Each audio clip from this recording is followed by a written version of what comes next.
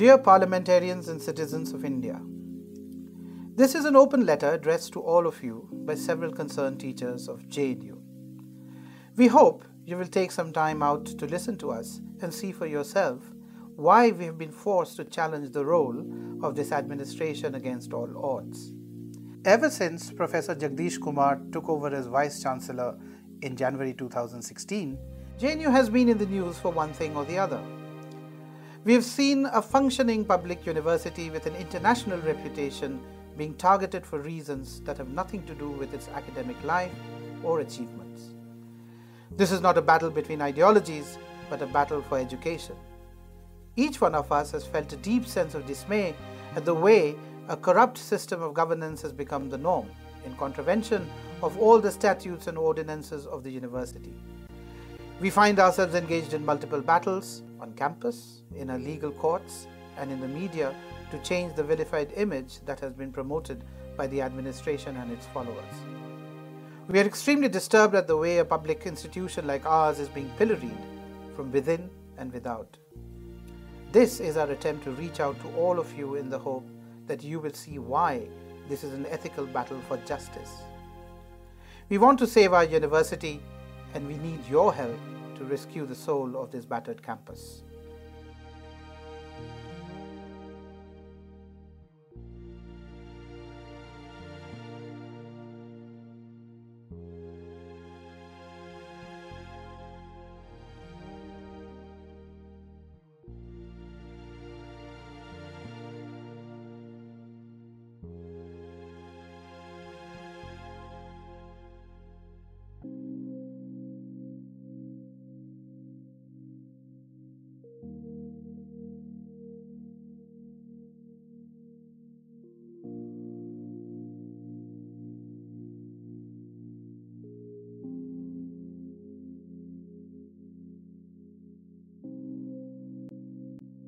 There is only one secret to governing a university. It's not necessarily reading the rules to understand them. It is not an implementation of ordinances that come from the UGC or anywhere else. I think the one thing that has gone wrong in our university is a lack of communication. There is no dialogue between not just the Vice Chancellor, but between all members of the administration and a wide enough section of the people who are being governed, that is the faculty and the students. The entire process of decentralized decision-making or of faculty participation in academic decision-making processes has been completely undermined. And this is of a piece with the marginalization of the Academic Council itself as a body. Now, the JNU Act very clearly specifies the jurisdictions of the court, the Executive Council and the Academic Council, right? What has happened of late is that the functions of the Academic Council have been, in a sense, taken away from it and placed within the jurisdiction of the Executive Council, which is, according to the Act, supposed to be responsible for the general administration, management, the finances, the revenues, the property, and so on of the university, right? The academic decisions, whether to do with instruction, to do with examinations, to do with the maintenance of academic standards, all of this falls within the domain of the Academic Council. Not so anymore. These decisions are effectively being taken by the officials of the administration, sometimes rubber-stamped by the Executive Council. That's a strong statement I'm making, but I think that is the way it has been going lately.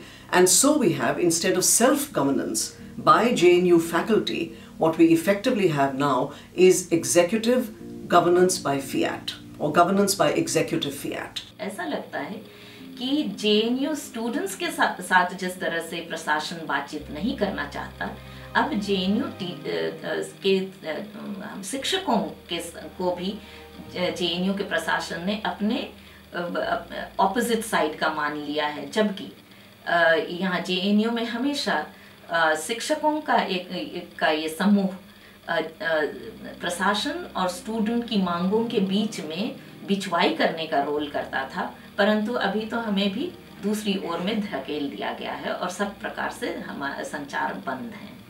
If there was proper dialogue between the administration on the one hand and the students and the faculty on the other hand, most of these problems could be resolved. One thing that being a Vice Chancellor, even for a brief time, will teach you is that there is so much to learn every day and from every section of the university community. Each section has its own issues, and a Vice Chancellor is not really equipped to see everything. I mean, you're not granted omniscience along with the position of Vice Chancellor. So a little humility and a little willingness to talk, I think, would resolve a lot of the problems that we are having right now.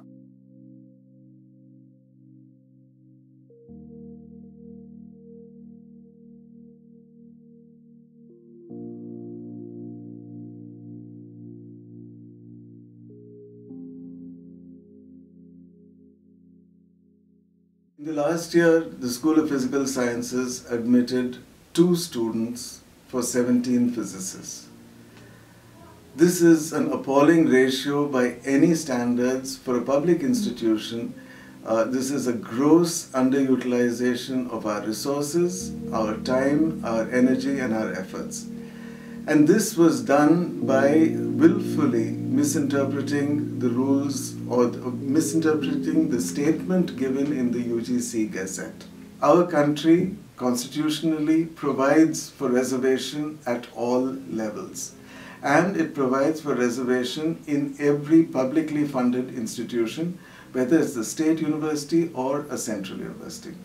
If JNU does not produce reserved category students or reserved category scholars in any discipline, how is a smaller university in another place expected to fill their positions? 2016-17 में बड़े स्तर पर seat cut का हमें देखने को मिला। अगले साल में फिर उसी तरह का एक सीट कट का हमारे बीच में एक स्थिति आई। तो ये जो सीट कट है, इसकी मार किसके ऊपर पड़ रही है? इसका सबसे ज़्यादा विक्टिम वही डिप्राइव्ड सेक्शन हो रहा है जिसके लिए जेएनयू को जाना जाता था। जिनको हम सीट ही नहीं देंगे, पढ़ने ही नहीं देंगे, तो देश का बदलाव कैसे होगा? जेएनयू बदलाव, सकारात्मक बदलाव, देश के संविधान के अनुसार बदलाव की बात करता है, और उन बच्चों को हम पढ़ने के अधिकार से ही वंचित कर देंगे, हायर एजुकेशन में जाने से उनको रोक देंगे, तो वो एक तरह से देखा जाए तो वो हमारा कॉन्स्टिट्यूशन गोल है, वो भी अधूरा रह जाएगा। I think we got the mix right. A particular mix of people from the the more privileged urban areas, people from the more marginalized sections of the country. When they came together and they interacted and talked about what they were reading, I think that was the life-changing experience that JNU was. And I think with the change in the student intake, that element of JNU being a life-changing experience will perhaps, as I said, tragically no longer be the case. It breaks my heart to say this because, I mean, this is an institution that I've known very well. I have, of course, been associated with other institutions, but I can say that this is a unique experiment. It would be a shame to make this experiment go waste in the way that it is going right now.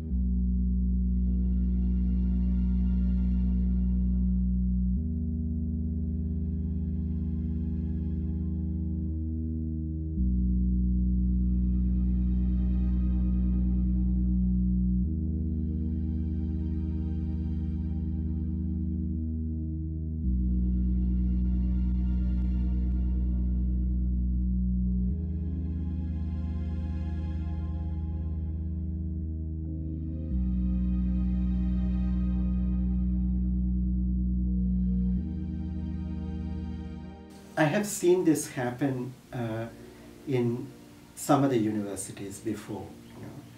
And recruitments are extremely important for the future of the university, because once you have permanent faculty appointed, at whatever level, they are going to be there for until their retirement. Unless they decide to leave the university, they are going to be there. And they often become chairpersons of centers. They will have very important role to play in designing the future of the department. So if recruitment is actually compromised, the future of the university is compromised. Then this is a long-term impact, I would say. But the immediate impact is in the quality of teaching and the quality of expertise available in the department, the diversity of interests available in the department. So the process of teaching and supervision are fairly immediately affected once the recruitments get compromised. This is a matter of deep concern, the manipulation of selection committees, which are to a large extent recruiting people who are less than meritorious. One might even use the word, in some cases, mediocrities, on the basis of perhaps ideological affiliations. And this actually suggests a very strange contradiction. On the one hand, top universities in the country, including the JNU, are being offered autonomy, ostensibly with a view to enabling us to enter the global rankings and to figure on the global rankings, which we do not as yet, except for some subjects, but not as a university. On the other hand, the recruitment of people who are essentially mediocre for reasons other than academic is only going to pull down the standards of JNU and make it less eligible to enter those global rankings than the autonomy provisions seem to suggest is what is desired.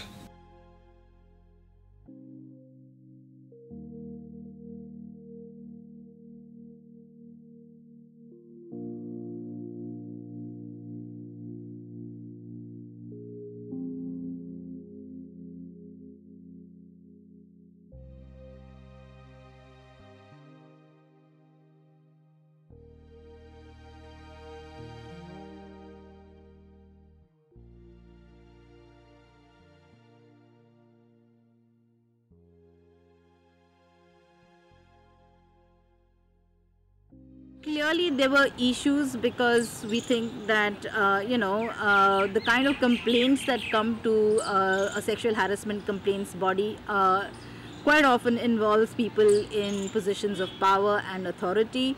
And more often than not, if somebody takes his or her job seriously as a member of GS Cash, then you're a thorn in the flesh of these powerful entities. And in fact, that's one of the reasons why I'm absolutely sure that this was in order to derail the entire inquiry processes that were on against people in positions of power.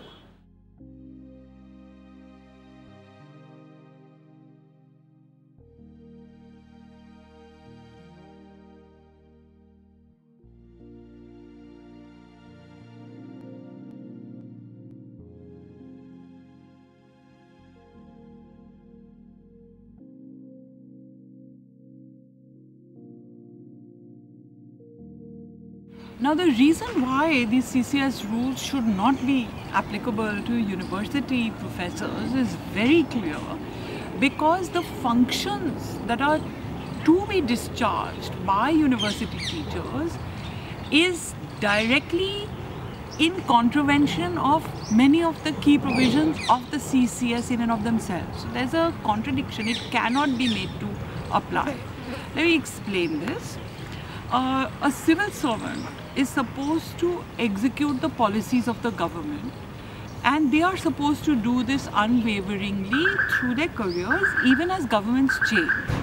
So a civil servant might be in the position of executing a particular policy for 5 years, and in the next 5 years he might be in charge of executing a diametrically opposed policy, and he has to do this without expressing his own opinion. So the CCS rules say that the civil servant cannot be a member of any political party or of any organization that is affiliated to any political party. The civil servant cannot express political opinions or opinions about political parties. They cannot express opinions about government policy, and they cannot publish without permission from the higher authorities. Now you tell me, what are we supposed to do as university professors, where it is our job to frame opinions, to justify them, to disseminate them in public and academic fora and in our classrooms. And when it is part of the work that is demanded of us to publish our thoughts, how can we legitimately do our work as university professors and comply with the CCS rules? One of the two has to give.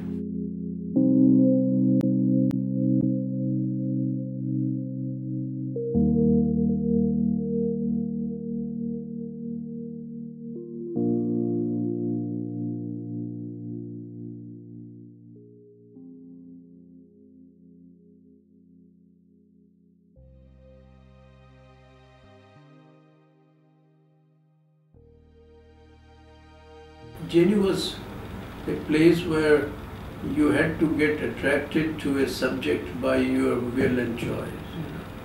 You want to learn. You are not being pushed to learn. And that's why the students would attend the classes. The teachers will take classes. I used to take my class 9 in the morning, so every time it has to be 9 in the morning and every student would come. And within the system, it was built up that there would be tests which are given, and sometimes we used to give surprise tests. So this was all built up in the system that if you don't attend the classes, you will miss that test, or the tests were conducted very different ways. So, and to my knowledge, I think somebody has to evaluate. At least to me, there is no correlation that if a student attends the class regularly and marks his attendance, he is the one who is the best student. I have no correlation there. And someone who doesn't mark his attendance, he is the bad student. So correlation between attendance and academic output, or the brilliance of the student, or what he is going to achieve, no correlation.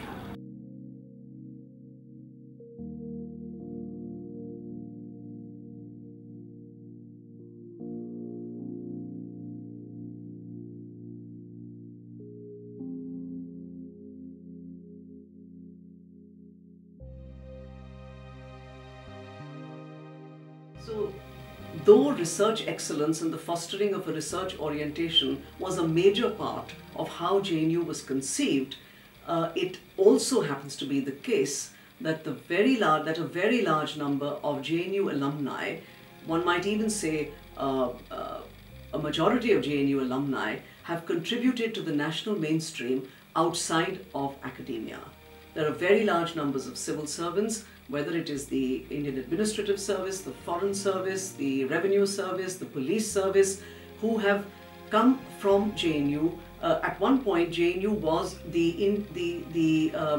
amongst all Indian universities, the largest contributor to the civil service, the annual intake of the civil service. What is the production of a university?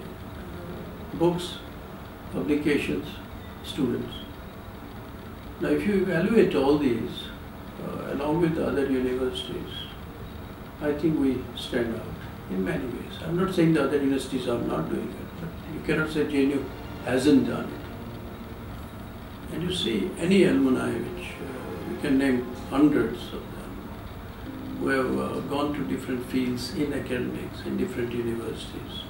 Many of the faculty from this university have been vice chancellors for many other universities. In bureaucracy, reached to the top level.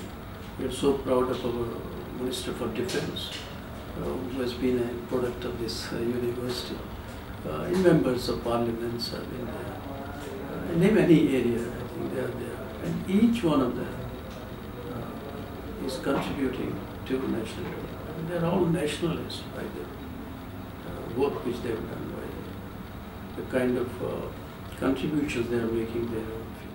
We are hearing on the one hand about how it's such an important university, the faculty members have won so many awards, the research has got so much praise, the rankings on the national level are so high, and on the other hand, we are hearing about how terrible it is, how indisciplined it is, how politically driven it is, and how everybody is only protesting and not working. Now, if you put these two things together, they clearly cannot meld, they cannot merge into one narrative. I've often turned to art to try to suggest to people what I felt like. And the predominant art that I can think of, the one instance that I can think of which really sums up the feeling perhaps for me and for many other people, is the Norwegian expressionist painter Edvard Munch, and that very famous painting in which there's someone, a human face, screaming at the top of his voice. The remarkable thing about that painting is that although it's done on canvas, but you have a sense that there's a sound that's emanating from it. The most worrying part of it is that in spite of the fact that this particular the figure depicted is shouting at the top of his or her voice, the people around him are just completely unaffected by it. And it's that element of what is happening to JNU that really troubles me. What is happening is in many ways a travesty of academia. If people at large remain untouched by this, it would mean the end of a pretty good institution. I won't say that it's absolutely perfect, but which institution in the world for that matter is perfect?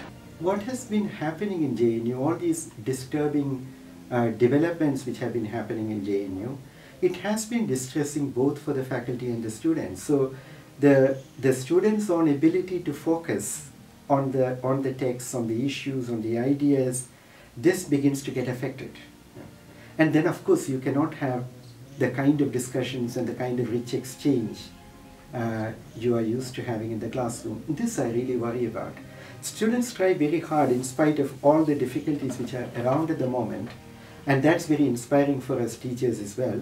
They try very hard to keep alive that spirit of inquiry and intellectual exchange, but it's under strain, and if it goes on like this, I'm sure that it will have some implications for how the classes in JNU will take place. And I feel that if recruitments are compromised and if rules and regulations which are not really needed in the university are introduced, in the long term, this will have an impact on the kind of classroom activity we will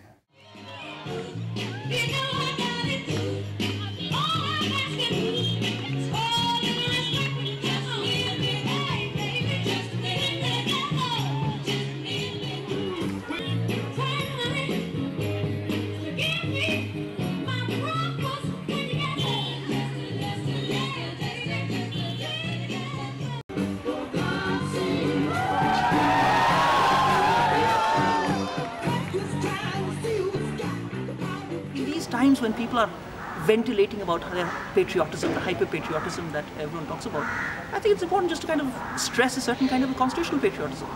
The motto of the Republic is Satyamev Jayate, the truth shall prevail and win. And I think that in the kind of extraordinary circumstances that we are faced with, it's important to just uphold the truth and perhaps speak truth to power. The roll call of misgovernance at JNU has reached its highest point today. The manipulation of the academic council is now routine, with no discussion allowed unless the administration wants it. The meetings are openly fixed to keep certain members out. Those who raise questions are regularly insulted and humiliated by the Vice-Chancellor. All decisions are declared passed without discussion or voting. This is the most naked abuse and assertion of power by an administration at war with its own community. What is even more frightening is the fact that we now know that JNU is the laboratory to introduce major policy shifts in education. A proposed higher education bill has been tabled that will destroy academic excellence, integrity, and equity, and institutionalize direct political interference. Massive loans are being proposed to build infrastructure which ushers in privatization of education through the back door. How is the university expecting to repay these loans? Are students and teachers going to become the scapegoats in this destructive path? Who is taking responsibility for these funds and their allocation? Can one man in the university be allowed to destroy one of the finest and most successful educational experiments of this country? With each passing day, the campus is turning sinister and unsafe. We cannot allow the criminal mismanagement of the university to continue.